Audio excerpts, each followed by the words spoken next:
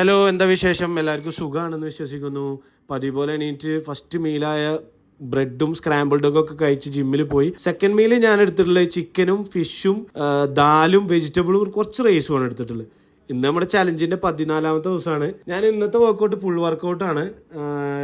ബാക്കിന് ഒരു 3 വർക്കൗട്ട് ചെയ്തു. ലാറ്റ് pull ഡൗണും bend over റോയും seated റോയും ചെയ്തു. പിന്നെ ഞാൻ ഷ്രഗ് ചെയ്തു. ട്രപ്പീസിയസിന് ഷ്രഗ് കഴിഞ്ഞിട്ട് ബൈസെപ്സിന് ഫസ്റ്റ് കേബിൾ കേൾ ചെയ്തു, ബാർ വെച്ചിട്ട്. പിന്നെ രണ്ടാമതും കേബിൾ കേൾ തന്നെയാണ് ചെയ്തത്. മൂന്നാമത്തെ വർക്കൗട്ട് ഞാൻ റിവേഴ്സ് കേൾ ആണ് ചെയ്തത്, സിഗ്സാഗ് റോഡ് വെച്ചിട്ട്.